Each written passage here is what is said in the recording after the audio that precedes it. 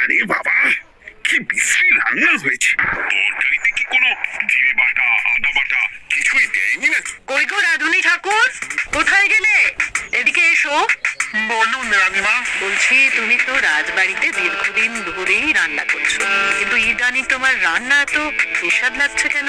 সেটা আমি বলতে পারবো না, আমি তো আগের মতনই রান্না করি। ছোট মুখে বড় কথা বলছি, আমি কিছু বলতে চাই রানীমা। এই, তুই আবার পাকামো করতে এসেছিস কেন রে? তোকে কি রানীমা ডেকেছেন নাকি? কি বলতে চাইছে শুনেই দেখি না, বলো। রানীমা, এখন আর রাধুনী ঠাকুর আগের মতো যত্ন নিয়ে রান্না করেন না। রান্নাঘরে পড়ে পড়ে ঘুম হয়, আর তাড়াহুড়ো করে কোনো রকমে রান্না করে দেন। একদম বাজে কথা বলবি না। বাজে কথা না রানীমা, শিলনোড়ায় বাটতে ওনার কষ্ট হবে বলে আজকাল রাধুনী ঠাকুর শুধু জিরে ফোড়ন দিয়ে রান্না করেন। এত বেতন দিয়ে তোমাকে রাখা হয়েছে এই ফাঁকিবাজির জন্য? মানে ভুল হয়ে গেছে। এর যদি ভুল করার ইচ্ছে হয় তাহলে তল্পি তল্পা গুটিয়ে বাড়ি গিয়ে ভুল করো, মনে থাকবে? মনে থাকবে মহারাজ। কি হচ্ছে বলো তো রানী? সকালে বাগানে পায়চারি করছিলাম, দেখি মালি একটা গাছেও জল দেয়নি। এই গরমে জল না পেলে যে গাছপালাগুলো মরে যাবে। সবাইকে এবার মনে হচ্ছে বলে বলে কাজ করাতে হবে।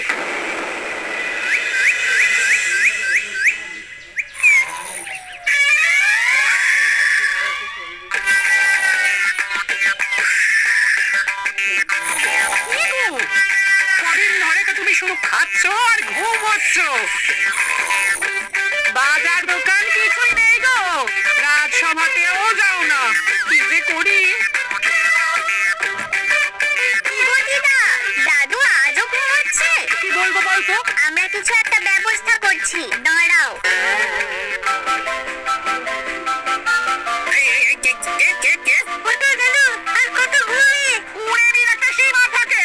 ওঠো বলছি, ওঠো, ওঠো না। আমি বুঝতে পারছি বাড়ির কাজ, বাজার দোকান এসব না করার জন্য তুমি পড়ে পড়ে ঘুমোচ্ছ। দাদু কাছে ফাঁকি দিচ্ছে দিদা। ডেপুটি, আরে ছড়ি দে।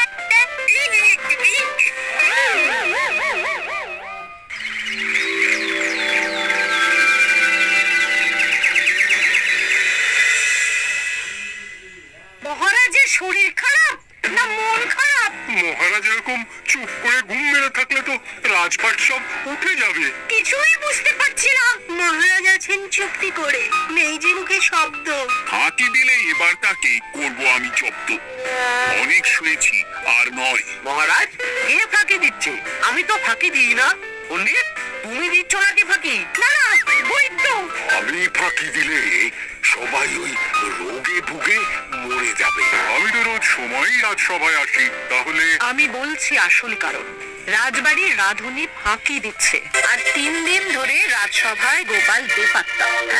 এই গোপাল বেটাই আসল ফাঁকিবাজ, ওকে বরখাস্ত করে দিই। গোপালকে যদি বরখাস্ত করা হয় তাহলে বিপদে আপদে মহারাজের পাশে দাঁড়াবে কে? অসময় মহারাজ বুদ্ধি পাবেন কার কাছে? এই সুযোগ, এই সময় গোপালকে মহারাজের চক্ষুশূল করতে হবে, তাহলে আমি একেবারে জেঁকে বসতে পারবো। মহারাজ, গোপাল ঠিক কতটা ফাঁকিবাজ হয়ে উঠেছে তার কোনো ইয়ত্তা নেই। বলুন তো, বেটা গোপাল কোনোদিন সঠিক সময়ে রাজসভায় আসে না, কোনো দিন তো আসেই না, যেমন আজকেও আসেনি। আর না এলে মহারাজকেও কারণটা জানায় না। আপনাকে সম্মান করা তো দূরের কথা, কোনো ভ্রুক্ষেপই করে না। এটা কিছুটা হলেও মন্ত্রী মশাই ঠিক কথা বলছেন। হ্যাঁ, এ তো একদম সঠিক কথা, ঠিক বলেছ। প্রহরী, প্রহরী, বলুন মহারাজ। তুমি আরেকজনকে সাথে নিয়ে এক্ষুনি গোপালকে তুলে নিয়ে এসো। আচ্ছা মহারাজ। বলি, তুমি আজকেও রাজসভায় কামাই করবে? অর্ধেক দিন কামাই করলে বেতন কাটা যাবে গো। গিনিমা, গোপালকে মহারাজ ডাকলেন। ওই দেখো, রাজবাড়ি থেকে প্রহরীও ডাকতে এসেছে। ওহ, মহারাজের আদেশ না শুনলে তোমাকে তুলে নিয়ে যেতে বাধ্য হব। আরে দাঁড়িয়ে দেখছিস কি? তুলে নিয়ে চল। ঠিক বলেছিস, তুই হাত ধর আর আমি পা ধরি। আমরা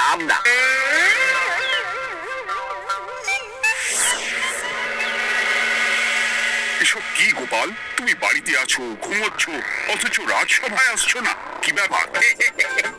আগে মহারাজ, মস্তিষ্ককে বিশ্রাম দিয়ে বুদ্ধি বাড়াচ্ছিলাম।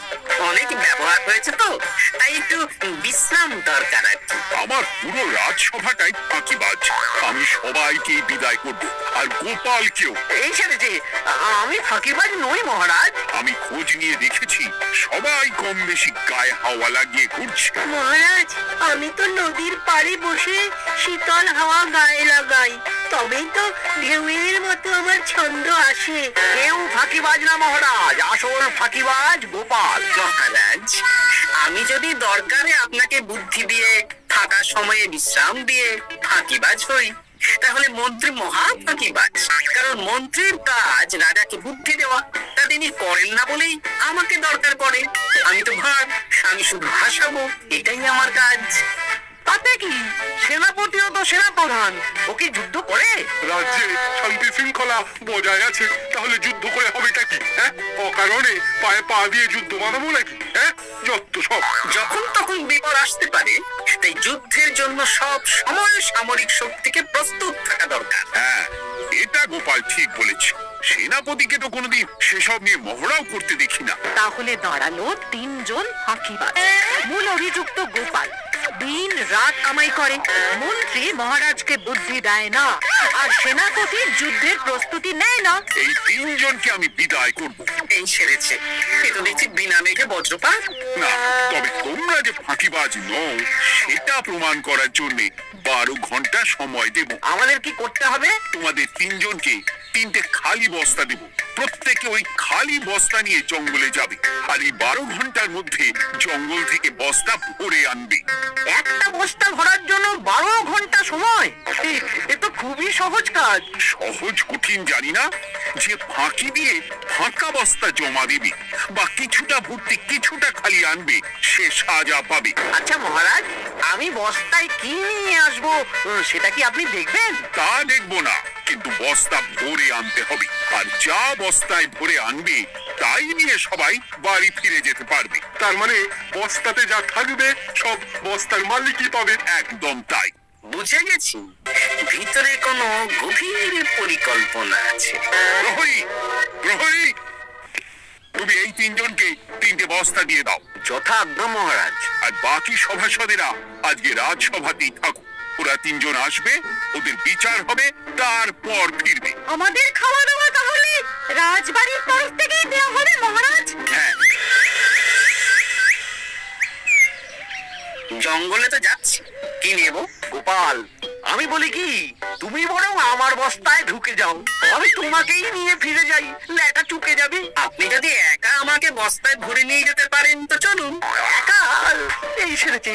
দাঁড়ান, আমি আপনার কাঁধে চড়ে দেখি আপনি আমাকে বলতে পারবেন কি পারবেন না। না না, মুখ কষ্ট বলে ফেলেছি, মাথা খারাপ নাকি? তাহলে নিজের মতন থাকুন।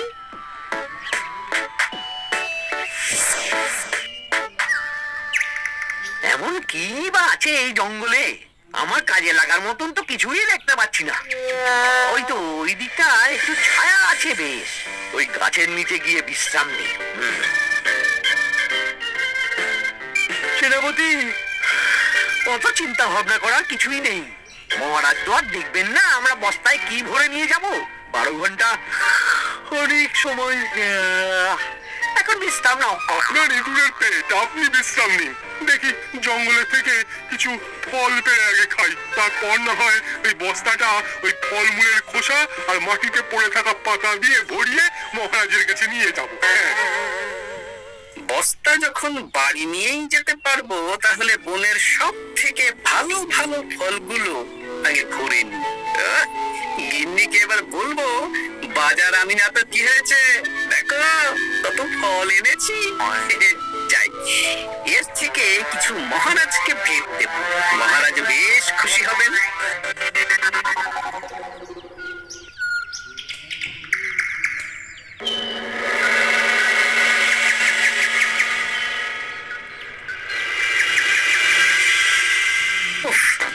এত বড় জ্বালার মতো পেটখানা নিয়ে তেল্লাই গাছে উঠবো কি করে? দূর, আশেপাশে ঢিল পাথরও দেখতে পাচ্ছি না। এই বুড়ো বয়সে হাড়গোড় ভাঙলে সে এক খারাপ ব্যাপার হবে। আরে, দূরে ওদিক থেকে আওয়াজ পাওয়া যাচ্ছে, তার মানে এই বনে কেউ এসেছে। ভাই মদন, এই গাছটা ঝড়ে ভেঙে অনেক দিন পড়েছিল, এটা তো নেই। তুই ওদিকে দেখ, কত মোটা একটা সেগুন গাছ রে। ওই গাছটা নিয়ে গেলে আমরা 1 বছর বসে খেতে পারবো। তাহলে আর দেরি কেন, সাতলা যা। আরে আরে আরে, করো কি, এগুলো সব আমাদের মহারাজ কৃষ্ণচন্দ্রের পছন্দের গাছ।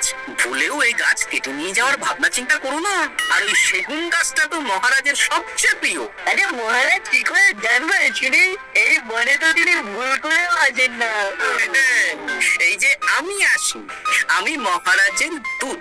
তোমরা যদি ভুল করে ওই সেগুন গাছে হাত দাও, তাহলে কিন্তু তোমাদের গর্দান যাবে। এই সেরেছে, কিন্তু আমরা তো কাঠুরিয়া, কাঠ ছাড়া পেট চালাবো কি করে?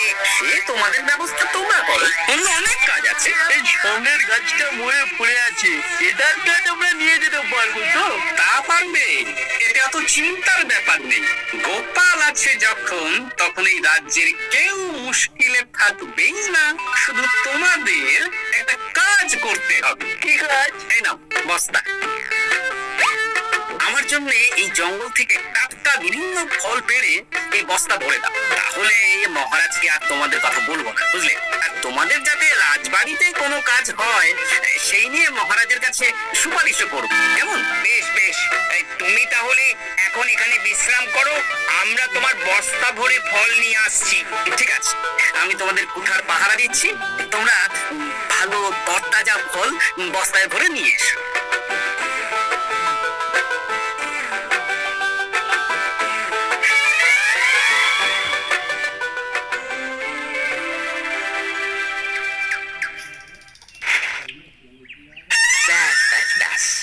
আমার বস্তায় পাতা ভরা হয়ে গেল, এবার যেতে হবে। আমারও বস্তা ভরা হয়ে গেছে মন্ত্রী মশাই। কটা ফল খেলাম আর কটা ভরে নিলাম, আর বাকি জঙ্গলের পাতা ভরে ফেলেছি। আবার কি কি ভরেছি আর কি ভরেনি সেসব তো মহারাজ আর দেখতে যাবেন না। তাহলে আর দেরি কেন, চলুন হাঁটি হাঁটি পা পা করে এগিয়ে যাই। গোপালকে তো দেখতে পাচ্ছি না। ও বেটা যা কুড়ে, হয়তো এখানে এসেও ঘুমিয়ে পড়েছে, আবার কালকে সকালবেলা উঠবে।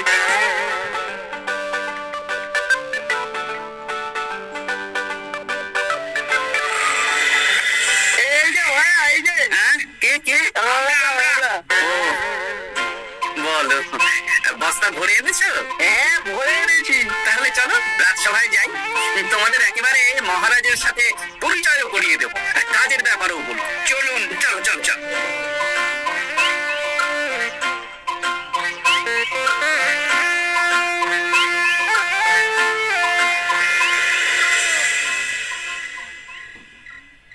দেখা যাক মন্ত্রী সেনাপতি গোপাল কখন বস্তা ভরে আনে। এই তো চলে এসেছি, বিশ্রাম নিলাম, বস্তাও ভরে ফেললাম। এই দেখুন মহারাজ, আমিও বস্তা ভরে এনেছি। বাহ, তোমাদের বস্তা দেখে তো মনে হচ্ছে খুব হালকা। হ্যাঁ, আপনি যখন আমাদের বস্তা ভরে কি এনেছি সেটা দেখবেন না, তখন অত খাটাখাটনি করে কি লাভ মহারাজ? কিন্তু গোপালের এখনো অব্দি দেখা নেই, ও কি সোনা গয়না ভরে আনছে? গোপাল যা কুড়ে আর ঘুম কাতুরে, হয়তো জঙ্গলেও ঘুমিয়েই পড়েছে। মহারাজ, আপনি একটা কাজ করুন, আমাকে আর মন্ত্রী মশাইকে যুগ্মভাবে বিজয়ী ঘোষণা করে দিন, ব্যাস। এত তারা কিসের? বাবা বাবা বাবা, তোমরা তিনজনেই বস্তা ভরে এনেছো, আমি খুব খুশি। আমার কথা শুনে কাজ করেছো, তোমরা তিনজনেই বিজয়ী। এবার বাড়ি যাও, যাও। গোপাল কি করে বিজয়ী হয় মহারাজ? এই বস্তা ভরে নিয়ে আসাতেও তো ওর ফাঁকিবাজি ধরা পড়ছে। কিসের ফাঁকিবাজি? এই যে দুটো লোক তোমার হয়ে বস্তা বয়ে আনলো, সে তো মহারাজ সহ আমরা সবাই দেখতেই পেলাম। ঠিক, গোপাল নিজের হাতে বস্তা ভরে আনেনি।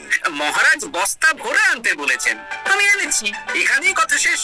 আমি কাকে দিয়ে বস্তা ভরালাম, কে আমাকে সাহায্য করলো, সেসব তো কোনো শর্ত আরোপ করা ছিল না। কিন্তু পরীক্ষাটা তো কে ফাঁকিবাজ সেটা প্রমাণ করার পরীক্ষা।